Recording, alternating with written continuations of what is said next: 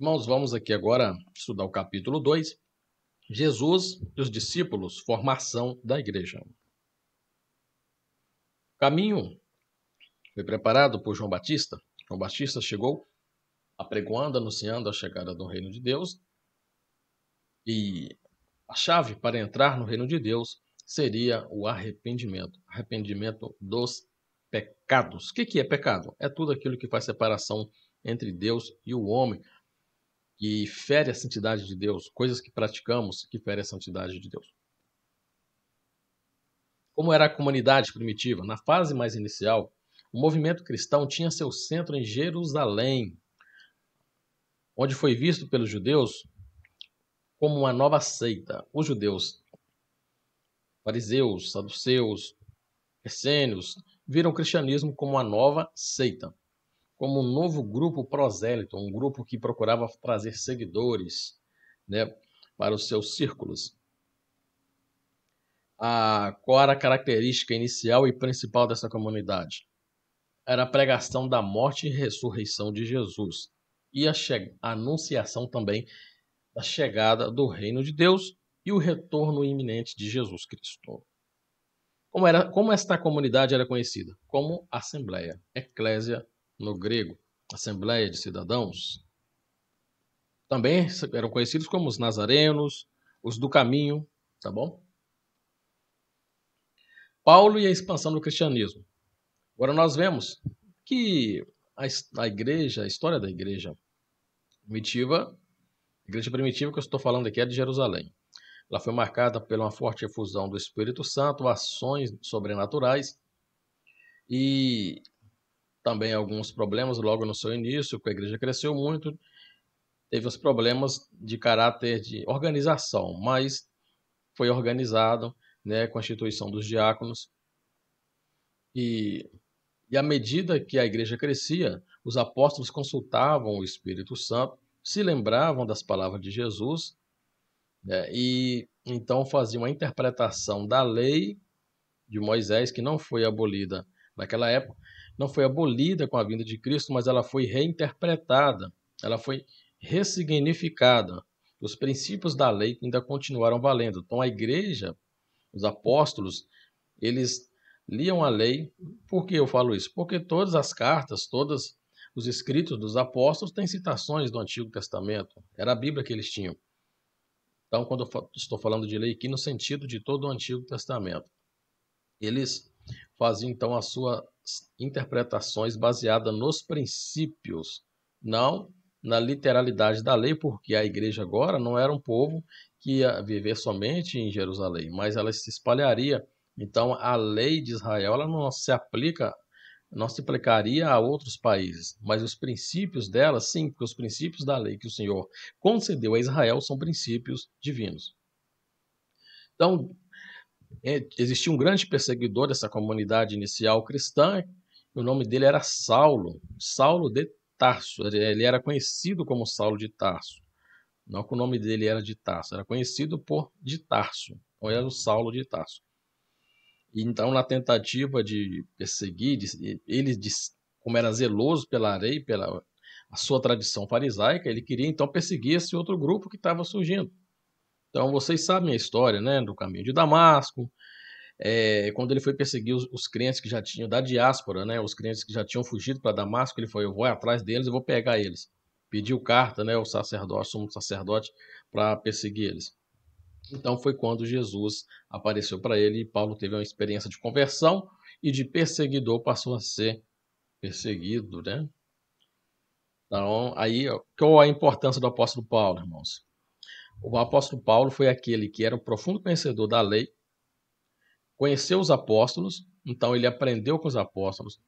Alguns dizem que não, mas acredito que ele aprendeu sim. Mas ele já era conhecedor da lei, profundo, um grande homem nas escrituras sagradas. Aprendeu com Jesus, por meio de visões, Jesus falava com Paulo. Aprendeu com o Espírito Santo. E então ele conseguiu compreender a essência do Evangelho, a mensagem de Jesus, que era simples, não era difícil. Então, para Paulo foi fácil compreendê-la.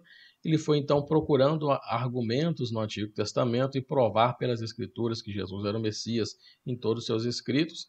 E também foi um grande organizador de igrejas. Então, das 3 viagens que Paulo fez, talvez ele fez uma quarta, é uma questão em aberto. Paulo, ele disciplinou a igreja, doutrinou, estabeleceu doutrinas locais também, e também doutrinas universais. Então, Paulo, ele é para nós, que não somos judeus, o apóstolo predileto, porque é aquele que facilitou para nós a compreensão do evangelho e das doutrinas cristãs. Agora vamos ver. Paulo, ele abriu muitas igrejas, fundou várias igrejas, estabeleceu presbíteros, como ele escreveu para Tito, também dizendo: Tito, eu te deixei em Creta para que estabelecesses presbíteros. Deu conselhos a Timóteo também para saber lidar com presbíteros, com os idosos, com os jovens. Ele escreveu sobre muitos assuntos. E então Paulo contribuiu muito para o crescimento do evangelho. Mas também não foi só Paulo que pregou no exterior. Quando a perseguição começou em Jerusalém, boa parte da comunidade, a perseguição, no caso, perpetrada pelos fariseus, por próprios judeus, muitos fugiram para Roma. Aí Roma já não tinha muitos judeus seguidores do judaísmo de Moisés, mas tinha. Quase toda a cidade, que os irmãos vão ver, que chegava um cristão, já tinha sinagoga. É o que eu falei no início, no outro capítulo. Já existiam sinagogas, porque já tinham judeus lá, que já tinham sido espalhados já anteriormente por Deus. Deus já tinha preparado o povo para falar, ouvir pelo menos sobre ele. Então, quando cristãos chegaram já perseguidos, eles iam para a cidade, eram perseguidos, iam para outra, eram perseguidos. Então, eles foram indo de cidade em cidade. Então, eles não tinham como eles ter casa. Imagina a situação. Alguns tinham, outros não. Em algumas regiões do Império Romano tinha paz, em outras não. Paz para os cristãos. Mas onde que eles chegavam, a maioria dos lugares já tinham sinagogas de judeus que seguiam apenas o Antigo Testamento. Então era mais fácil deles se enturmarem e falarem sobre Jesus. Mas aí tinha aquele grupo que não aceitava, e o ciclo se iniciava novamente. Então a perseguição inicial foi por parte das autoridades judaicas. Os romanos não viam muito problema naquilo no início. Depois, quando os cristãos cresceram muito e aqueles judeus que se converteram começaram a converter não-judeus, começaram a pregar para gregos, para romanos, e romanos começaram a se converter, aí a religião começou a crescer muito e isso já começou a preocupar os imperadores.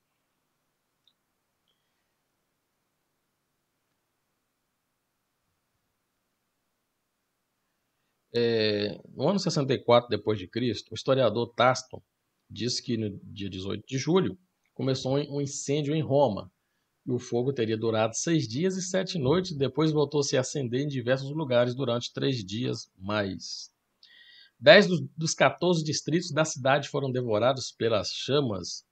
Em meio a todos os seus sofrimentos, o povo exigia que se descobrisse o culpado, e muitos começaram a pensar que o próprio imperador havia ordenado o incêndio da cidade, de forma a ter a oportunidade de reconstruir Roma em um estilo mais esplêndido. Roma tinha muitas vielas apertadas. Talvez Nero quisesse modernizar. Só que, no fim das contas, a culpa caiu sobre os cristãos.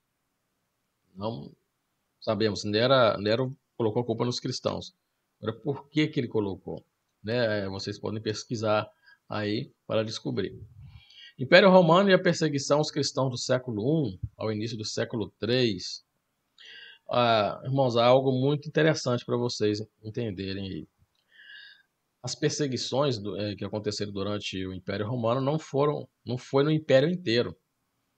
Perseguições previstas para acontecer no mundo inteiro habitado ou no Império Romano inteiro são aquelas previstas por João, o último apóstolo a morrer. Lá nos seus escritos, em Apocalipse, João fala da perseguição generalizada, porque João já estava sofrendo perseguição, mas não era em todas as regiões do Império. Está bem? Os irmãos têm que ter isso em mente. As acusações contra os cristãos é tipo assim, os cristãos eles têm que se reunir escondido, né? E é aquele negócio assim, fulano, você viu falar que os cristãos comem sangue, bebem sangue? Eles comem carne de gente? Você viu falar? Você viu falar que eles casam irmão com irmã, cometem incesto? O irmão tal casou com a irmã tal. Eles comem tal de sangue, bebem um tal de sangue de Cristo, comem o corpo de Cristo. Um negócio diferente, esquisito. Então, esses rumores que a gente fala na ceia do Senhor, eles se reuniam à noite. Nós vemos Paulo pregando até a noite, até que o Eutico caiu da janela, né, no lugar que ele estava pregando.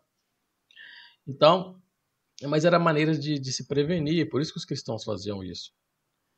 E o governo imperial ele não suspeitava somente dos cristãos, mas também de todos os cultos, de cultos secretos. Os cristãos eles se recusavam a prestar adoração ao imperador, porque era o seguinte: você podia seguir sua religião, desde que você se prostrasse ou prestasse uma adoração ao imperador. Você quer ser cristão? Pode, mas presta adoração ao imperador. Aí você pode também. Era assim, você quer ser judeu? Então também preste adoração ao imperador e seja seguidor da sua religião. Mas os judeus, na verdade, os seguidores do judaísmo, eles tinham uma isenção nesse culto. Eles tiveram uma certa isenção por um longo período. Então, os judeus, fariseus, saduceus, eles não queriam perder a liberdade deles, religiosa, e os cristãos, no caso, estavam atrapalhando, né? Por isso que eles também perseguiam, era uma das formas de perseguir, um dos motivos de perseguir os cristãos. Os cristãos preferiam morrer do que se prostrar perante o imperador. Ou perante, não que todo mundo ia lá se prostrar perante o imperador. Estava lá em Roma o imperador, mas tinha formas de cultos ao imperador nas grandes cidades. Existiam formas de culto que deveriam ser feitas.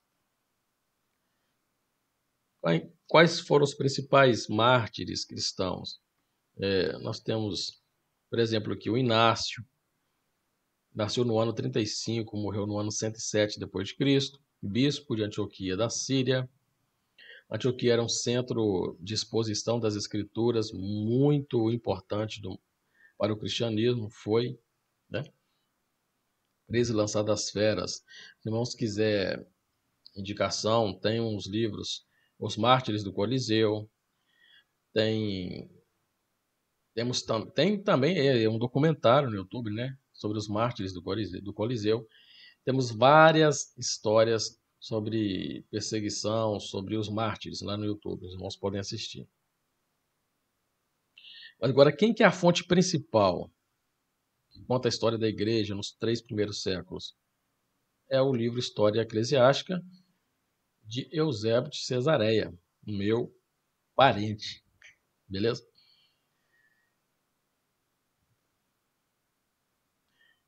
Bom, além da perseguição, a igreja, já no final do século I, a igreja ela surgiu dentro do judaísmo, né? Dentro dos ensinamentos do judaísmo, mas aí ela foi se separando do judaísmo. A partir que ela foi compreendendo, foi elaborando a teologia da ressurreição, da remissão dos pecados, a doutrina da salvação, aí ela foi então se separando do judaísmo, porque não dava para conviver juntos, né, nessa questão doutrinária, dava para um respeitar os outros. Então, Cristo é o centro da pregação, né? Então, esses assuntos sobre Cristo, né, que inspiraram as comunidades cristãs, também contribuíram para o afastamento deles do judaísmo.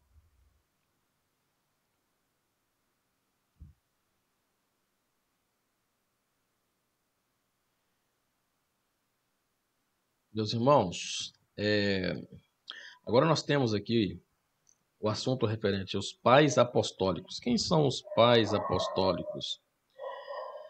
Essa expressão ela vai designar aqueles cristãos da igreja primeva, né, da igreja primitiva, que foram conhecidos como autoridade.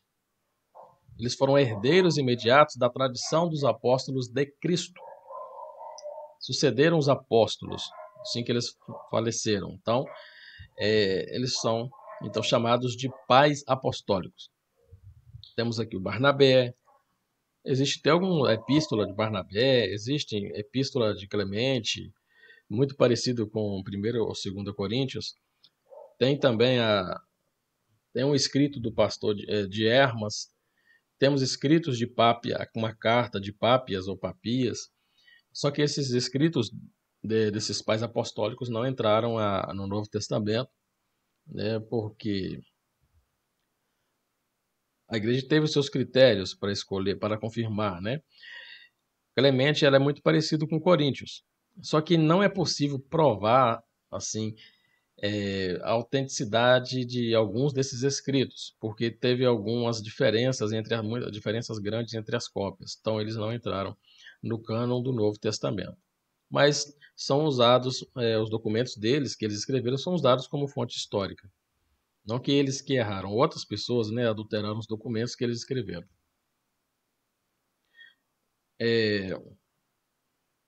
Vamos ver. Os escritos dos pais apostólicos constituíram uma fonte primeira da tradição. Uma tradição viva. O que é tradição? Tradição é aquilo que passa de pai para filho. As tradições no Oriente Médio, no mundo antigo, muitas vezes eram passadas oralmente. Só que, depois de certo tempo, a tradição passa a ser escrita, passa a ser registrada. Então, boas tradições são registradas, às vezes más também. Então, os pais da igreja, eles ensinavam, tinha alguns que não escreveram, mas outros escreveram os ensinos deles, mas boa parte deles também escreveram, fizeram vários escritos, explanações, comentários, tá bom? Só que os livros deles não foram considerados para entrar no cânon sagrado, apenas como ajuda. Uma grande ameaça ao cristianismo foram as heresias dos recém-convertidos, principalmente daqueles que interpretavam a Bíblia de acordo com sua própria ótica, particularmente, né? Pegam um trecho isolado e colocam o eu acho na frente. A gente não pode interpretar com o eu acho. Nós temos que comparar textos com textos. Pegar vários assuntos, um assunto em vários textos. A doutrina da salvação, a salvação que Cristo perpetrou para nós. Nós temos que pegar vários assuntos, vários versículos que falam de salvação, para construir uma teologia, no caso, a teologia sistemática. A teologia da mordomia. Nós como despenseiros, aqueles que tomam conta das coisas de Deus. Não vamos pegar um só versículo, vamos pegar vários. Quando você pega vários versículos em vários livros da Bíblia, para construir uma teologia, aí nós chamamos isso de teologia sistemática ou dogmática. Tá bom? Agora, quando nós estudamos um livro só o livro de Isaías, por exemplo, aí não é teologia sistemática, é teologia bíblica de Isaías. Teologia de Isaías. Se eu estudar só Lucas e Atos dos Apóstolos, é teologia lucana, teologia de Lucas. Entenderam? E a gente costuma chamar de teologia bíblica de Lucas, tá bom? Existe essa divisão entre teologia bíblica e teologia sistemática. Se vocês quiserem anotar, é bom isso aí.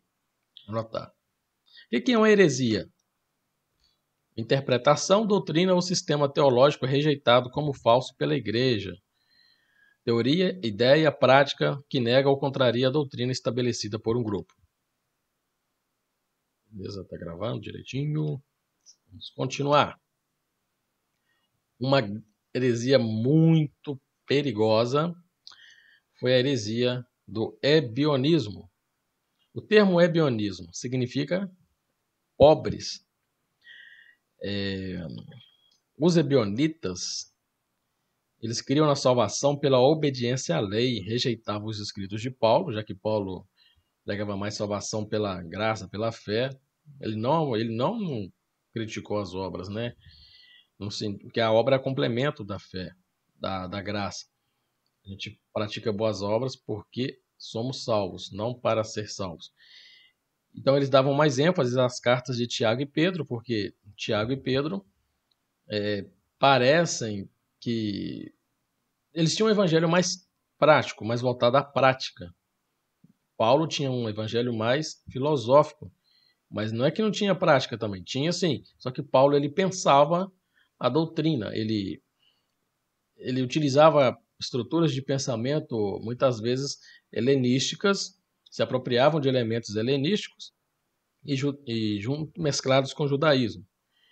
Agora, Tiago e Pedro eles eram faz assim, coisa prática, pá e pedra, era assim. Era mais fácil para as pessoas entender, compreenderem. Os problemas dos ebionitas, esse grupo que surgiu logo após os anos 70 depois de Cristo, para eles Jesus era um profeta humano sobre quem o Espírito Santo desceu lá no dia do batismo. Então ele era um homem e foi adotado como filho de Deus. Foi uma adoção, ele não foi gerado por Deus. Isso é o que o ebionismo dizia. Tipo alguns grupos de judeus messiânicos de hoje, não todos. Existem os grupos de judaísmo messiânico e alguns defendem essa questão de que Cristo foi adotado por Deus. Tá bom? O judaísmo messiânico são aqueles judeus que acreditam em Jesus, mas alguns acreditam como nós, outros acreditam de forma diferente.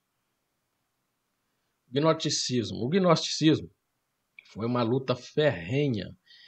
Eles negavam que Jesus Cristo veio em carne e osso como eu e você. E nós vemos até João escrevendo que aquele que nega que Cristo veio em carne, esse é o anticristo. Então, o gnosticismo negava isso. E era uma heresia muito perigosa, era um ensino muito forte, que influência de quem? Do helenismo, da helenística grega. Porque já existia, o gnosticismo já existia antes do cristianismo começar a ser pregado. Essa questão de que eles defendiam que a matéria tinha muitas coisas negativas, ruins na matéria. Então, Jesus Cristo não podia ter vindo em carne, porque a matéria é ruim. Jesus Cristo veio com aparência de carne, mas ele não era carne. Esse era um ensino gnóstico, que foi refutado, nós já vimos a refutação logo no início, já está escrito pelos apóstolos, né? João já alertando sobre isso. Então, meus irmãos, a igreja já nasceu combatendo a heresia. Ah, mas hoje, a igreja de hoje, não sei o que lá, os evangélicos de hoje, não sei o que lá. Irmãos, já tinha problema logo no início. Sempre teve problema. Agora, nós sabemos que a tendência é que o abandono da fé seja generalizado. No fim dos tempos vai ser algo generalizado. A apostasia vai ser generalizada. Olha os líderes gnósticos aí: Saturnino, Basílides, Cerinto, Valentino, Marcião. Marcião é o pior. Marcião deu trabalho. O Marcião ele defendeu que existia um cânon dentro do cânon. Quer dizer, que a Bíblia não é a palavra de Deus. Tinha a palavra de Deus. Então, o Marcião sabia o que era a palavra de Deus e o que não era a palavra de Deus.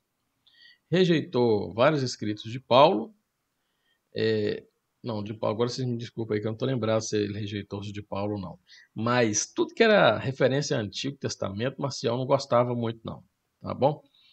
Você pode pesquisar sobre o Marcião, aprofundar aí, que não dá para gravar as heresias de todo mundo. Não, é muita história, né?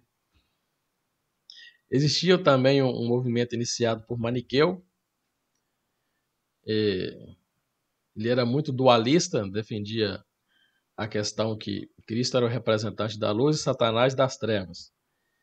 E que até isso aí ainda dava para tolerar, né? Mas agora quando eles começaram a falar que que os apóstolos corromperam o ensino de Jesus, né? Aí o trem aí pior ainda, ficou mais pior, aí já não tem como tolerar. Agora o Maniqueu era o cara que representava os ensinamentos de Jesus da maneira mais pura, né? Segundo ele, segundo os discípulos de Maniqueu. E o corpo de Jesus era uma ilusão. Muitos grupos interpretavam aquela passagem que quando Pedro viu Jesus andando sobre as águas e achou que era um fantasma, aí muitos pegavam aí. Jesus, tá vendo? Jesus era fantasma, não tinha um corpo de carne, não. Igual eu e você, não. Irmãos, capítulo 5 da unidade 1, a patrística e o império romano cristão.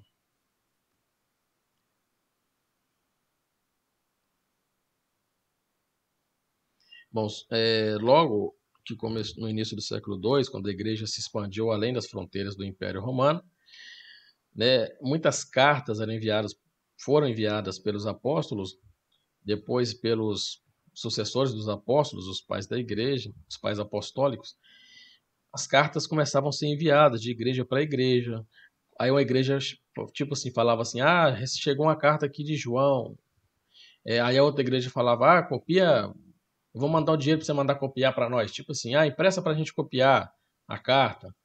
Então aí as cartas cópias foram sendo feitas, cópias de cópias e repassadas pelas igrejas. Então, só que aí alguns grupos hereges aproveitavam para quê? Nós vamos pegar e escrever umas cartinhas no nome de Clemente, no nome de Pedro, vamos inventar uns evangelhos de Barnabé. Ah, nós vamos pegar um evangelho, vamos inventar um da Maria Madalena e vamos tentar enfiar no meio dessas cartas verdadeiras. Então a igreja teve que fazer um trabalho de seleção, tá, para ter uma base doutrinária coerente e forte. Então foram feitos os concílios, né, ecumênicos de várias igrejas para se definir quais livros que comporiam já o que nós chamamos de Novo Testamento. A igreja montou o Novo Testamento? Não. O argumento ateísta diz isso. Agora, o argumento histórico vai nos dizer o quê? Que nos concílios ecumênicos foram já definidos uma lista de livros já usadas pelas igrejas. As igrejas tinham listas de cartas dos escritos de Paulo, o que eles consideravam como inspirado. Eles tinham uma lista oficial desde lá do século I, que passou para os pais apostólicos e já estava no século II e III. Então, essas listas que as igrejas sérias tinham, elas só foram confirmadas.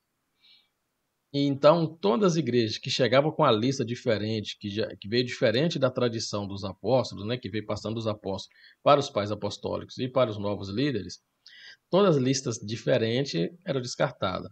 As listas mais utilizadas pelas primeiras igrejas, elas apenas foram confirmadas. Então, o que nós temos no Novo Testamento é uma confirmação daquilo que as igrejas já utilizavam, consideravam como livro sagrado, tá bom?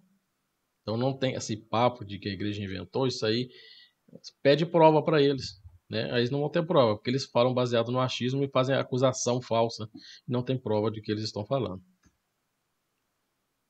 Para rebater as heresias, surgiram os apologistas e polemistas. Os polemistas eles disputavam em público, né, questões da fé. Os apologistas eles faziam discurso em defesa da fé. Apologia significa discurso em defesa, né? Uma defesa da fé, do que você acredita também. Não é só da fé, mas no sentido cristão é discurso da fé cristã.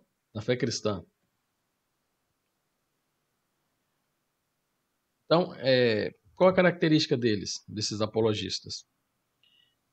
Além da realização dos confrontos intelectuais do cristianismo com a cultura local circundante, eles criaram meios de passar fé de uma maneira fácil, principalmente no meio de helenizado, com muitos sábios, né, gregos. E eles então aproveitaram não somente da Bíblia para criar os seus argumentos, mas também se apropriaram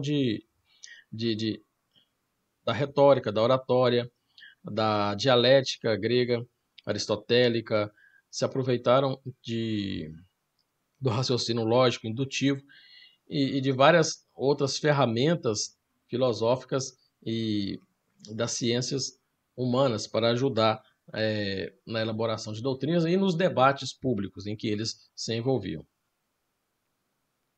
Já no século III, o Constantino, no ano 300 e pouquinho, então já é século IV, começando o século IV. Constantino, o imperador romano, disse que teve uma visão quando ele ia para uma batalha e se converteu, né? Agora não vou entrar no mérito da conversão dele, mas ele convocou concílios, o imperador convocou concílios, não foi o presidente de uma convenção de igreja. Quem convocou o concílio teológico foi o imperador, um líder político. Para quê? Para que se fosse formulado os credos da nova religião que tinha espalhado já pelo império. Então ele viu que era melhor estabelecer umas bases e os credos para evitar que novas interpretações já atrapalhassem a religião cristã que já estava bastante espalhada. Ele queria unificar o Império Romano. Ele viu que, como a religião cristã também estava no mundo romano quase todo, ele pensou o seguinte: eu vou aproveitar a religião cristã, vou fazer com que todos os cristãos pensem igual. Todos os cristãos vão seguir o credo, o mesmo credo. Todos os cristãos vão ter a mesma crença. Então, fazendo isso, eu vou unir todo mundo e eles vão parar de brigaiada e vai ter ajudar também aqui no Império, que vai parar de ter guerra entre grupos religiosos. Porque tinha.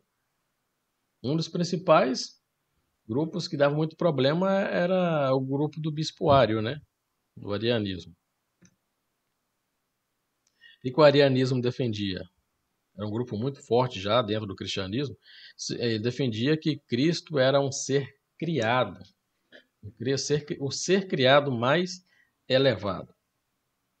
O cristianismo que nós acreditamos, que é expressado nos credos, no credo niceno-constantinopolitano, no credo de Atanásio, é que Cristo não foi criado. Cristo já era Deus antes de descer à Terra. Então ele era Deus, ele estava com Deus, ele é da mesma substância, da mesma substância de Deus, né? Então Cristo não foi criado, nós fomos criados, o ser humano foi criado, foi feito por Deus. O arianismo já dizia que Cristo foi criado, um ser criado mais elevado. E eles tinham muitos seguidores, tá bom? Teve guerras, irmão. Teve guerras entre os seguidores do arianismo e os seguidores, né, que não eram arianos. Teve guerra mesmo. Os crentes lá brigavam com espada na mão, matavam os outros. Nem sei se era crente de verdade, para matar os outros por causa de doutrina. Mas nós temos que entender a cultura da época também, né? Não podemos julgar um fato do século IV com a ótica de hoje. Eu tenho que entender a mentalidade da época para eu tentar fazer não um julgamento condenativo, um raciocínio, elaborar um raciocínio para entender melhor a situação. Aí os pais capadócios, Basílio de Cesareia, Gregório de Nazianzo, Gregório de Nissa, afirmaram que a única divindade existe simultaneamente em 3 distintos modos, de Pai, Filho e Espírito Santo. É uma divindade só, em 3 modos. Qual a importância dos pais capadócios? Vamos para os irmãos anotar. Reconhecimento da plena divindade do Espírito Santo, dando um passo decisivo para a declaração completa da Trindade. Irmãos, nós estamos estudando agora a doutrina do Espírito Santo, a pneumatologia, nós estamos estudando, ou paracletologia, a gente pode chamar assim também, no primeiro trimestre, nas Assembleias de Deus, estamos estudando sobre o Espírito Santo. Então, quem estiver me ouvindo e quiser participar, não for da Assembleia de Deus, fica com toda a liberdade. Todos os domingos nós vamos estudar a doutrina do Espírito Santo e com certeza nós vamos estudar sobre a divindade do Espírito Santo também. Se você não tem a lição, pode até comprar uma lição, ou comprar na internet, ou pedir algum irmão, pedir um irmão da igreja que ele vai até te dar essa lição. Os pais pós-nicenos do Oriente, bom, nós tínhamos 2 escolas de interpretação muito poderosas, de interpretação bíblica. Eles interpretavam de maneiras diferentes, mas não chegaram a ser hereges, né? A escola alexandrina e a escola antioquena. A escola de Antioquia, eles faziam uma interpretação mais histórica e gramatical da Bíblia, para descobrir o significado, o que o escritor tinha em mente para aqueles que ele estava dirigindo a sua escrita.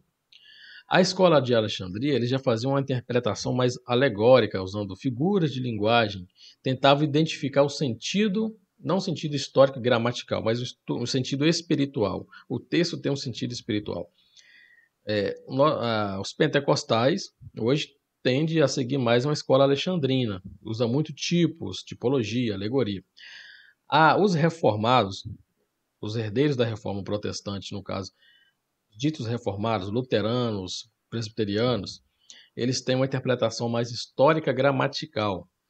Eles não ficam procurando espiritualidade em todo o texto. Tem texto que não está falando tá falando de coisa do dia a dia, está falando de boa convivência, de ética. Então eles interpretam assim. Só que às vezes todas as duas escolas de interpretação têm alguns probleminhas, tá? Tem um ponto negativo e tem um ponto positivo. Eu não posso espiritualizar texto que não é para ser espiritualizado, mas eu também tem texto que se eu for tomar o pé da letra, só como histórico gramatical, eu não vou conseguir entender algumas doutrinas. Então isso aí é assunto para a disciplina de hermenêutica do mês que vem. A gente entra nesses detalhes.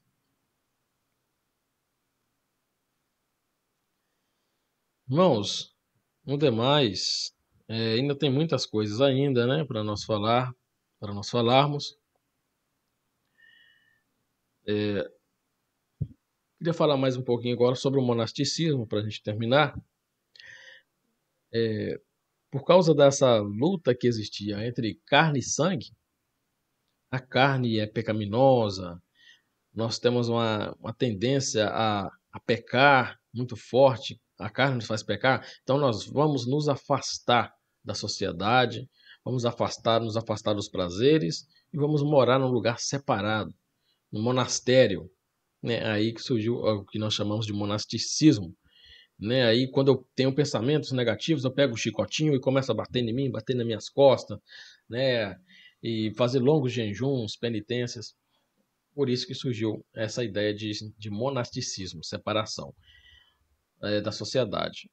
Agora, nós entendemos hoje diferente, né? Não é todo mundo que na Idade Antiga tinha um pensamento monástico. Nós pensamos que nós temos que conviver em sociedade para influenciar. Só que, irmãos, eu vejo tudo isso na ação de Deus também. Quando os monges ficavam lá no monastério, ficavam lá reclusos, eles tinham tempo para estudar e para traduzir. Eles fizeram traduções, várias traduções da Bíblia, várias cópias da Bíblia, e de maneira que nós temos muitos manuscritos antigos hoje preservados por causa da prática monástica. Aí quem que é considerado o fundador do monasticismo? O Antão. Não é um anta, não, é um Antão. Diz que ele ouviu a leitura do Evangelho em Mateus 19, 21. Se queres ser perfeito, vai e vende tudo que tens e dá aos pobres. Vem e segue-me, terás um tesouro no céu. Então ele interpretou isso aí como era para vender tudo e morar sozinho, ficar recluso lá no monastério. Amém? Que o Senhor Deus venha te abençoar e nos ajudar aí nessa caminhada, esse livro, né, na compreensão desse livro. E segunda ou terça-feira eu posto a aula do capítulo da unidade 2, tá bem? Que Deus venha abençoar a cada um dos irmãos.